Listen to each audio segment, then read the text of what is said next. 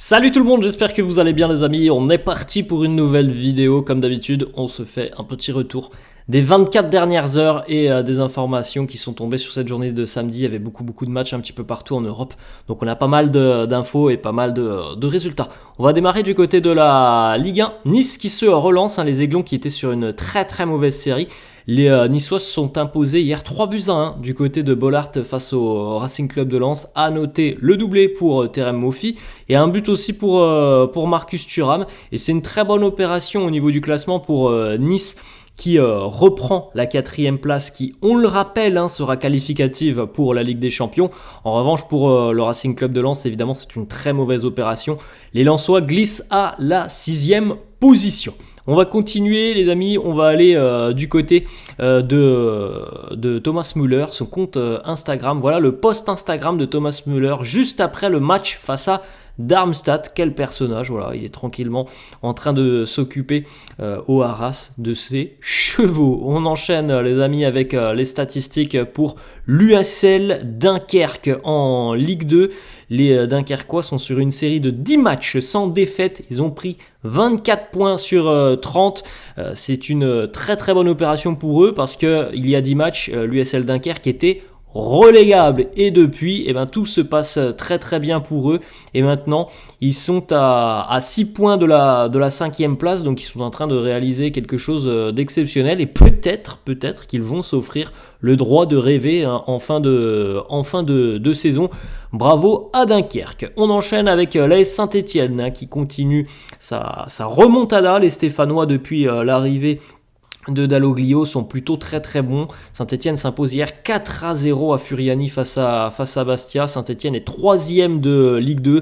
Les Verts ne sont plus qu'à 2 points de la 2e place occupée par Angers parce que Angers en plus de ça a été battu hier à la maison. Donc Saint-Etienne est de plus en plus proche de revenir sur Angers et donc potentiellement de monter directement en Ligue 1 puisque les deux premières places de Ligue 2 offrent un billet direct pour la Ligue 1. On va du côté des États-Unis à Miami. L'Inter de Miami, club de Suarez, club de Messi notamment. Luis Suarez était buteur hier, 10 minutes après son entrée en jeu. Ses débuts en MLS sont plutôt très bons. 5 matchs, 4 buts, 3 passes décisives pour l'ancien attaquant du Barça. On continue les amis avec les statistiques en Allemagne aussi pour Stuttgart. Nouvelle victoire hier pour le VfB qui s'est imposé très largement du côté d'Offenheim sur le score de 3 buts à 0. Stuttgart sur les 8 derniers matchs de Bundesliga, c'est 7 victoires, un petit match nul. Ils sont bien installés sur le podium de la Boulie. Le club vise la Champions League la saison prochaine et normalement, à moins d'un cataclysme sur la fin de saison, le VfB sera qualifié en Ligue des Champions l'année prochaine. On continue les amis, on va du côté de l'Angleterre. Ça jouait en championnat, ça jouait aussi en FA Cup. City Newcastle, c'était une belle affiche en quart de finale de FA Cup. C'était à l'Etihad. City s'est imposé 2-0 grâce à un doublé de Bernardo Silva. On continue les amis, on en a parlé il y a quelques instants. Stuttgart, très bonne saison pour le VfB. C'est l'une des attaques les plus prolifiques de Bundesliga. C'est l'une des équipes les plus spectaculaires de Bundesliga. Et ça, c'est grâce aussi à Serhou Guirassy qui a de nouveau été buteur hier. Serhou Guirassy qui en est à 22 buts en 20 matchs joués de Bundesliga. C'est assez exceptionnel puisqu'il a été blessé il y a quelques temps maintenant, Serhou Guirassy.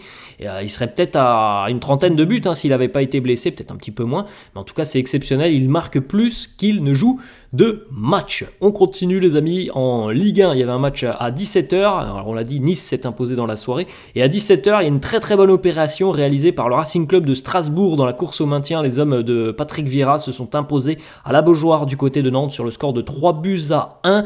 Le FC Nantes est sur une série de 3 défaites consécutives. Les Nantais sont toujours barragistes. Et évidemment, la journée de Ligue 1 se poursuit cet après-midi. Et petite information côté strasbourgeois, Kevin Gamero en a profité hier pour marquer son 100e but en Ligue 1. Bravo à Kevin Gamero. On continue les amis, on va aller du côté de l'Espagne. Regardez le geste complètement dingue et ça a failli faire but pour Arda Güler qui a tiré du milieu de terrain. Malheureusement pour lui, ça touche la barre transversale. On n'était pas loin du prix Puskás pour Arda Güler.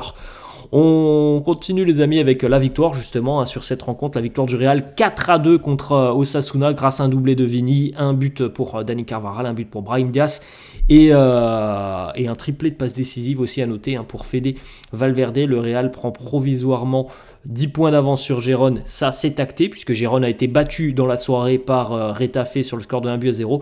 Donc le Real maintenant attend le résultat de la rencontre de ce soir entre l'Atlético et le Real. Comme je l'ai dit les amis, voilà, triplé de passe D pour Fede Valverde hier face à Osasuna, très impressionnant. C'était la dernière fois qu'un joueur du Real l'avait fait, c'était il y a 2 ans, c'était Luka Modric, et l'avant-dernière fois c'était en 2015, je crois que c'était Rames Rodriguez.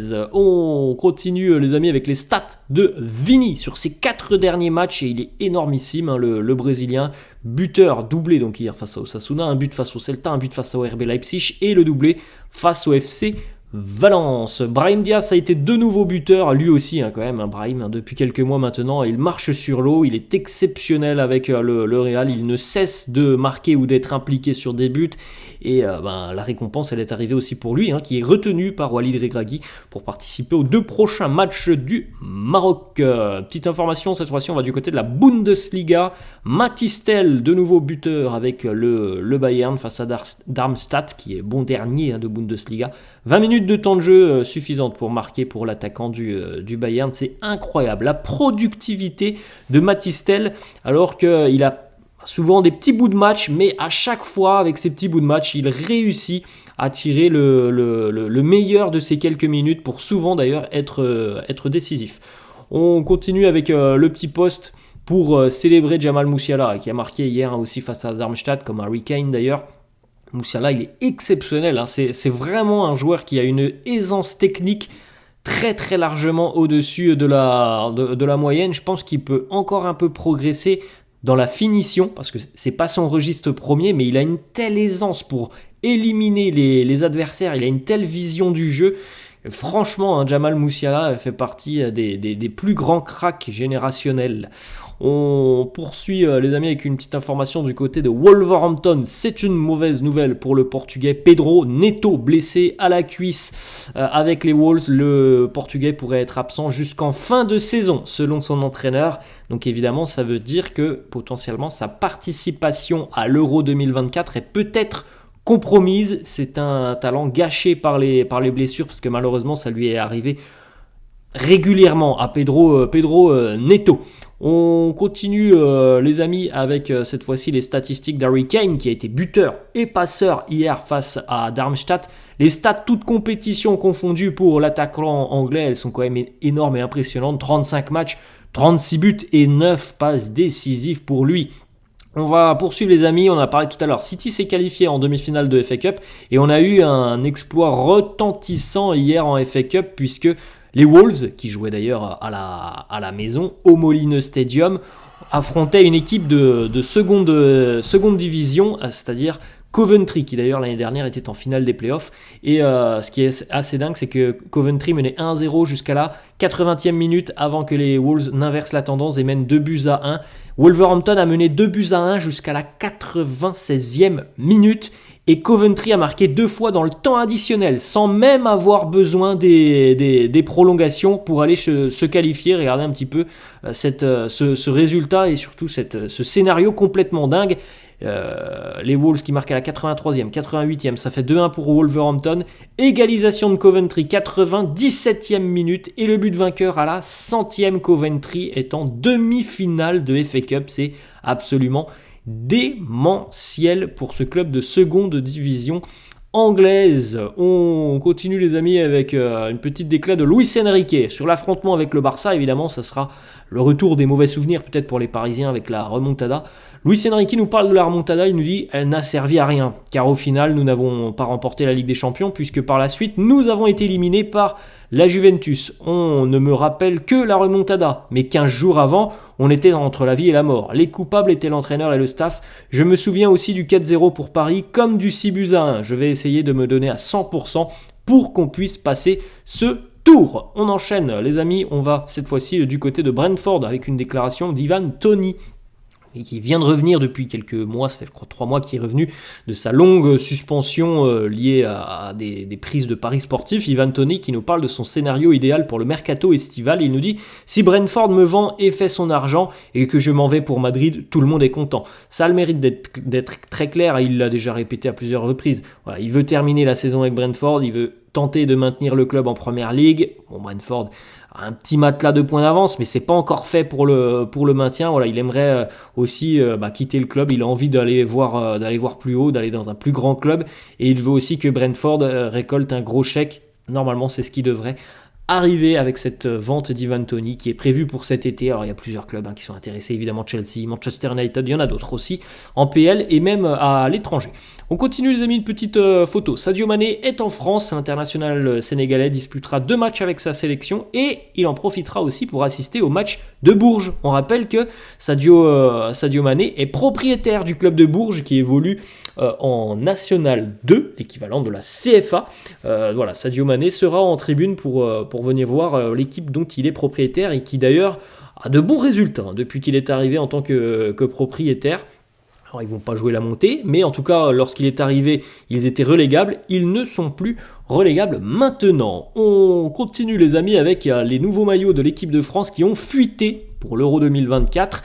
Alors ça serait ce genre de design. Alors de toute façon ils vont être officiels d'ici quelques jours ou quelques semaines, parce que l'Euro démarre dans 3 mois à peu près, donc il faut bien évidemment aussi que l'équipementier puisse un petit peu lancer justement cette campagne de nouveaux maillots. Mais voilà, normalement ça devrait être les nouveaux maillots de l'équipe de France pour l'Euro 2024. On enchaîne avec une petite déclaration de Kylian Mbappé, un journaliste, non, mais un supporter qui lui demande de venir à Arsenal. Et Mbappé lui répond: impossible, il fait trop froid là-bas. Voilà les mots de Kylian qui visiblement n'est pas intéressé par la possibilité de jouer en première ligue. On continue les amis, si ça intéresse des gens, moi ça m'intéresse pas spécialement, mais vous pouvez regarder un petit peu la playlist Spotify d'Alejandro Balde. Alors c'est vrai qu'il y a beaucoup de musique francophone pour Alejandro Balde. Alors bon, ça m'intéresse pas spécialement cette petite information. Il y en a une autre information, cette fois-ci on va du côté de l'Italie. Ciro Immobile, sa femme et son fils ont été agressés physiquement et verbalement par des supporters de la Lazio à la sortie de l'école. L'attaquant italien a décidé de porter plainte contre la presse italienne pour incitation à la haine sur les réseaux sociaux. Voilà une petite déclaration et un petit communiqué. Tout cela malheureusement fait suite à une incitation à la haine encouragée par une partie de la presse et des journalistes à travers leurs réseaux sociaux qui ont répandu des motifs de haine contre Ciro Immobile, rapportant des faits ne correspondant pas à la réalité. Voilà la déclaration de l'avocat de la famille de Ciro Immobile. Voilà les amis, la fin de ce petit tour du monde de 24 heures des informations ActuFoot. J'espère que ça vous a plu. N'hésitez pas à lâcher un petit pouce bleu. N'hésitez pas non plus à vous abonner à la chaîne. Je vous laisse et je vous dis à la prochaine. Ciao à tous.